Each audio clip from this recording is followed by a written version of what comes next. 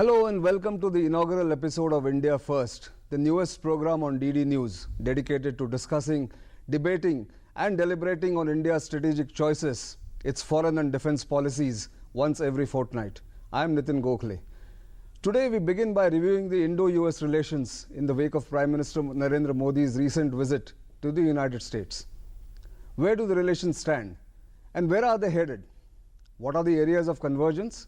And where do New Delhi and Washington differ? To discuss the issue, I am joined by two experts, Ambassador Satish Chandra, former Deputy National Security Advisor, and a young scholar, Dhruva Jaishankar, who is currently with Brookings India, a think tank based in Delhi. Ambassador Chandra, if I can start with you, what in your view is a major takeaway from Prime Minister Modi's visit to the US recently? I think the major takeaway is, as has been said, that the hesitations of the past are behind us now. I think we have moved ahead. The Prime Minister has really brought new energy into the relationship, and in a number of areas there are forward movements which were not there earlier. And I think that is the major takeaway. It is also becoming more and more a genuine partnership. Right. Rather than transactional relations, which was the case and has been a tradition of US relations with many countries. Sure. But I think here it is, we are moving towards a partnership. Would you agree, and do you think defense is a major component in this, Dhruv? I would actually agree. I think I would agree with Ambassador Chandra very much. I think we have seen some forward progress. I think if one had been asked to estimate 10 years ago, 12 years ago, what the US-India relationship would look like, I think many people at that time would have said it would be mostly commercial. I think one of the big surprises actually has been the emphasis on the security relationship and the fact that it's progressed quite far just in the last few years. This is taking many forms, of course. I think defense trade is one example. That's a very easy part of a defense relationship in some ways. But we're now seeing, I think, a growing convergence in terms of how the two countries are viewing strategic developments, particularly to India's east.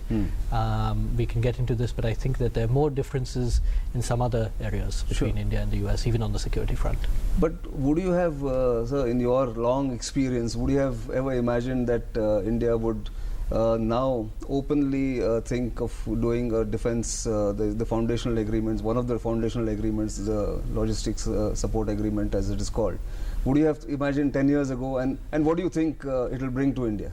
No, I think to answer your question, honestly, I wouldn't have imagined it possible, though I personally wanted it, because we have many problems. And so long as an agreement doesn't take away from our sovereignty or independence of action, it's fine if it's in our interest. And I'm delighted that LSA, under another name, LEMOA, has come into being. I even think that the second one, BICA, also could be done. On the third one, I have some doubts. On SISMOA, I have some doubts. But this is only one aspect. We talked of defense cooperation also in terms of co-production, which is there, co-development. That's right. And here there is an opening up really of a possibility of genuine cooperation, which is not just in our interest, it's in the US interest also on the commercial side. True. And of course, the third element, which Dhruv rightly referred to, it's actually cooperation which even goes beyond the East. The Prime Minister spoke of, from Africa to the East. And what I would like it to see, which hasn't happened, and here is where Dhruv is right, and we need to develop this relationship much further, that also West Asia is covered. And of course, on Afghanistan, I mean, this is an area of difference which you will cover, and I'll come back to that. In fact, I want to also take up on the LEMOA. It is said that it is supposed to be India specific. Many of the clauses that are there in the original LSA have been taken out, and the text seems to have been finalized according to the joint statement. Once that is done, what is the next step you envisage as far as defense cooperation is concerned? In terms of defense cooperation, I mean, I say the two areas that seem to be going quite well One, as I mentioned, is sort of defense sales from the US to India, and these are actually in certain areas where India needs not just any defense imports, but specific platforms that the US has to offer that other countries cannot offer. True. The second area is actually in terms of growing interoperability, particularly in the maritime domain. But in other areas as well. The US and India now conduct regular exercises. The Army, Air Force and Navy, all services do. And so I think the level and sophistication of military exercises is the second area where I think has gone well so far. As Ambassador Chandra mentioned, I think that the next step would really be in trying to increase defense co-production and defense R&D. True. And the purpose would be twofold. It should benefit both countries, of course, and it should also ensure that India over time is able to absorb that technology to advance its own defense industrial capabilities. And ideally, India needs to become at some point a part of a supply chain, so that it becomes also a net exporter as well, not just an importer. True. As far as supply chain is concerned, the beginning has been made. I mean, as far as Boeing and Lockheed Martin is concerned, just to name two companies, they've started sourcing some of their important parts of some of their products from India. But do you think this cooperation going forward will also benefit India's main aim of Make in India and in defense? Yes, I think this is all a part of this. Look, our main concerns with the USA has been in the past that they have been very chary of providing us with high technology. In fact, there were barriers to it all along. Through the Vajpayee years and the Dr. Manmohan Singh years, to an extent, this has got reduced. The nuclear deal, of course, helped the process.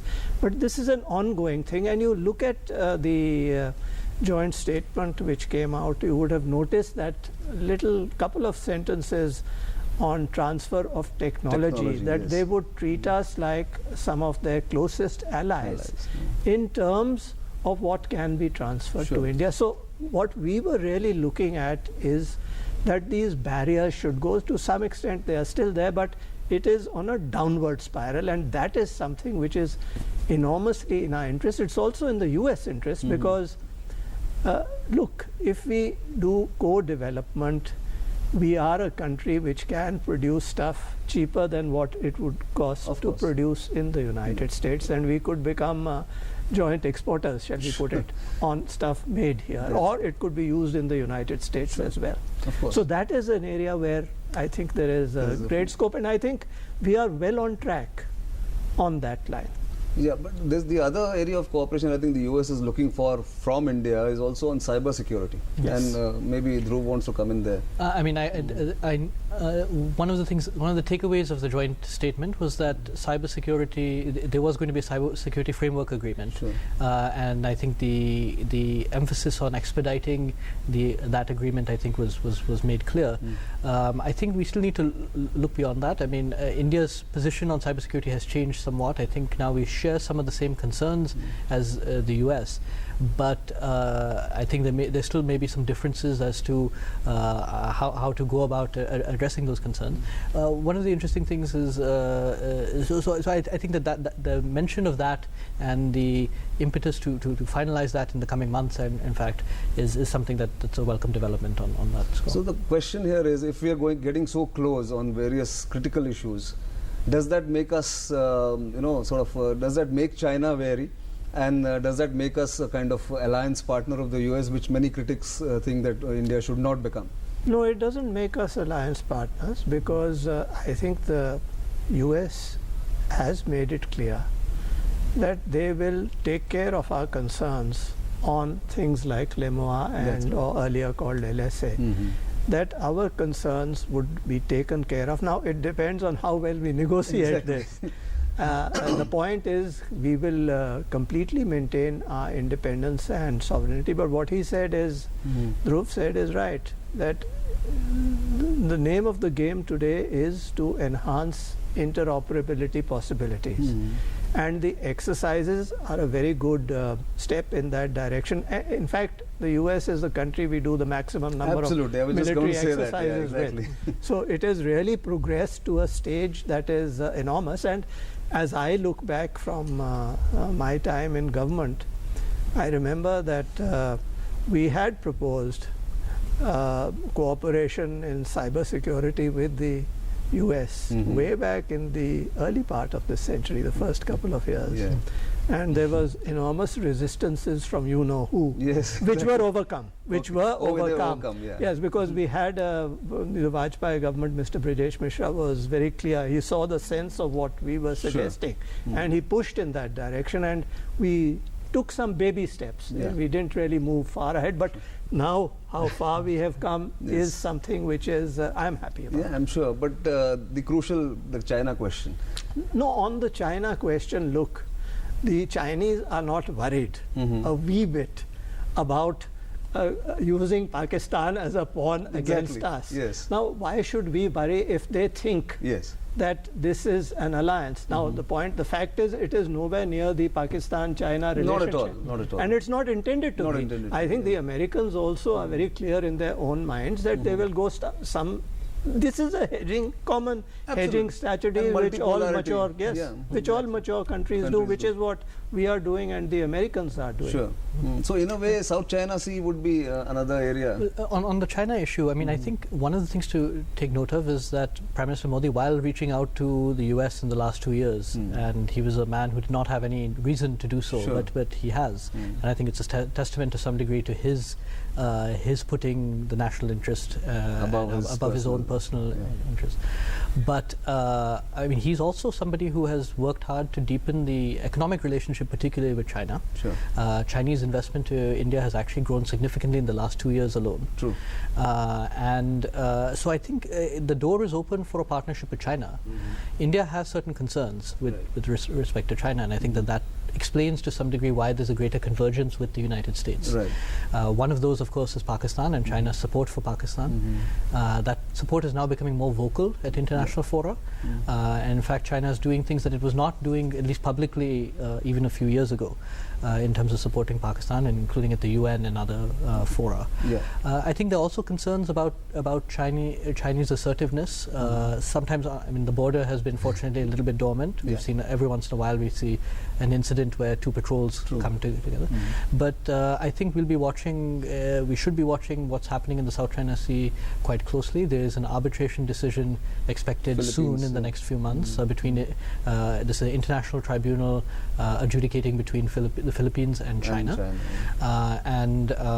There should be some sort of agreement. The expectation by legal experts is that it will go against China, or mostly against China. And I think at that stage we'll have to see how the Philippines responds to how China does, how the US and others do. That's right. But I think India has made it clear that it's in favor of freedom of navigation in the South China Sea.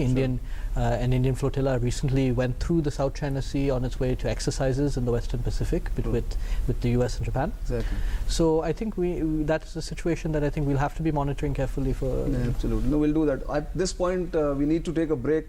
But we'll come back with more because we have several other things to discuss, and especially what are the areas of divergence between the United States and India, because it's not all hunky-dory. So we'll discuss that after we come back, after a short break.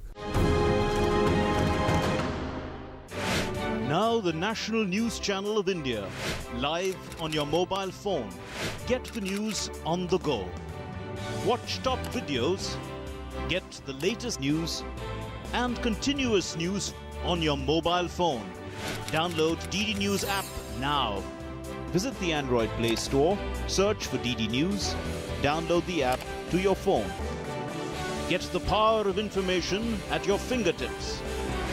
DD News. Only news, complete news.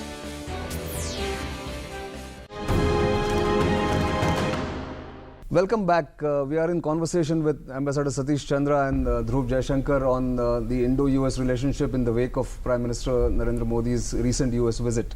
Coming back to the areas of divergence between Washington and New Delhi, what do you think is not working really well? What I am troubled by is the fact that while we have acted in a manner on the China Sea, South China Sea issues and come out very clearly and openly in support of positions which are taken by a number of countries, including the US, I don't find the same concerns expressed by the United States on our border problems with China and Pakistan. Yeah. And the United States, for instance, significantly on issues like Afghanistan has really not addressed our concerns and has marginalized us. We are not included in the Quad talks on it. In terms of the sort of assistance we can provide Afghanistan, we were limited to the economic sphere, and this is largely at Pakistan's behest. So this is what is troubling. The other thing, of course, is that, and I've told this to my American friends and interlocutors time and again, that, look, both of us have the same views and are as much against terrorism as most sensible countries are. But why do you mollycoddle Pakistan again and again and again, so much as giving them F-16s to root out terror? I mean, it's crazy. Exactly. And the easiest lever for them is economic assistance. True. To turn it off. And they never do that. They never do it. So, this is the sort of areas that are there. Also, I think, increasingly, and I referred to it en passant earlier, but I'll come out more on it. Right. On areas like West Asia, there is a considerable amount of contact that we have with those countries, enormous interests. Absolutely. With our nationals there, with our projects there, cultural links and so on. It should be a routine that before major decisions are taken on this, there should be a consultation. Of course, you could argue that perhaps we are remiss also in terms of not pushing forward, which we should. But if this is to be a genuine security, wide-ranging partnership, then it must include so all aspects, actually. So this is that is where, I take from there Iran, for instance. Would you think that will be a wrinkle? But I actually, just to address a few of those issues, I mean, I think on some of those issues we've seen some welcome changes on the part of the US. They've become more outspoken. The US has now officially said that Arunachal Pradesh is part of India. I think they've taken quite a clear position, which is welcome, on at least on the border dispute. You've seen a few little less hesitation about allowing Indian support for Afghanistan. It was belated in coming. I think they missed an opportunity in not allowing Indian support for or talking down, not encouraging Indian support in Afghanistan earlier. And even aid to Pakistan, you've seen a big drop actually in the last few years. Especially the denying them the F-16s. The F-16 aid is one part of it, but the overall aid, both civilian and military, has come down quite significantly. Now, I would say there's three broad areas of difference. I think one is still with Pakistan, particularly the approach to Pakistan's tactical nuclear weapons. There is still a tendency on the part of Washington to blame it on India. Because we have a cold start, so they. So I think that the more India can disabuse them of the notion that this is not Pakistan's tactical nuclear weapons program is not targeted as much against India. It's increasingly targeted against the United States, and by that I mean not physically targeted against them, but it's increasingly an insurance policy against intervention by the United States. The problem is, I think there's a tendency in Washington to not look at it that way, and it's convenient to blame India for that. So that's, I think, one area where of concern. Two, I think in the neighborhood there's also some divergences on Bangladesh, for example, to a lesser extent on the Maldives, I think, but we don't always see eye to eye in India's own neighborhood. I think Bangladesh is one area. The third, I think, is a basket of economic and commercial issues. So on intellectual property, the BIT. I mean, some of those things, I think, India's concerns are not being addressed. I think there's a lot more we can do still on our side. Climate change, I think. Climate change, I think, after Paris, there's now. India has made commitments. I think it'll meet those commitments. But I think intellectual property is one area where there's still some issues. And on the flip side, I think they don't take our concerns about particularly visas for skilled Indians, temporary visas and things. Those concerns, I think they don't take as seriously as they possibly should. True. But I wanted to ask you on Iran. Going forward, now that we have sort of not just renewed, but we have upped our relationship with Iran, would there be a kind of a wrinkle between Washington and New Delhi? No, I think the US itself, as someone, I won't name him, but who knows Iran the best as an Indian, he said the Iranians and the Americans will love to get into bed together. Which they were anyway. Which they were earlier. Exactly. But there is that sort of thing at play. Right. No, I think it was a very bad mistake on our part to have voted against Iran That's right. in the IAEA. That was a mistake. We should never have. This was US pressure. We gave in to it. That is the sort of thing we shouldn't do. And this is not just in our interest. Right. It's in US interest, because had we not done that, our relationship with Iran would not have soured to the extent to which it is, and we could have played some sort of a role to ease the tensions then between Iran and USA, because the Iranians would have trusted us. It would have also taken our stock up a little bit. Tremendously. And look, Iran is an age-old partner. It's a civilizational power. Exactly. And it is really the major regional power in that entire area. So, you know, I don't think, to answer your question, Right. to come back to that, I really don't think this will be a wrinkle Okay. in the relationship. That's good to know. Yeah. Because I think in any case, we have passed the time of 10 years ago.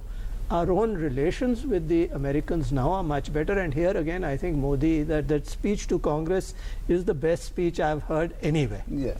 Exactly. It was a superb speech, and in that speech, the point he made that there will be differences. He did make a mention of it in a very did, yes. subtle fashion, but Yes. it was there, and I'm glad it was there. Absolutely. But then the nuclear reactors issue, I think there's been a progress on that. Between the US and India, Yes. absolutely. Yeah. I think this was something that had been lingering for some time. Correct. Because of India's concerns about India's nuclear liability legislation.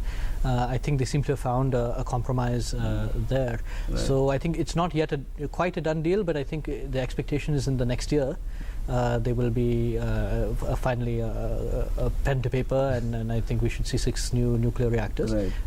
Given that India until 2008 was unable to import reactors, I think it's a good thing, not just coming from the US, but the fact this will enable.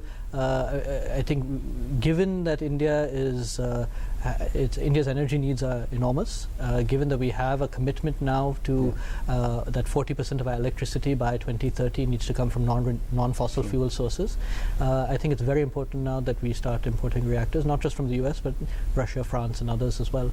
But just on the Iran issue, I just have half a minute. So just quickly on the Iran issue, I mean, I think it's a welcome step. I mean, the US is already moving now to start exports of, for example, civilian aircraft to Iran. Right. And I think there's now a realization, at least in some circles in Washington, that in fact India's position is somewhat vindicated in some ways in terms of the need to engage Iran and Iran's partner. One concern, I think, is Iran is also changing a little bit.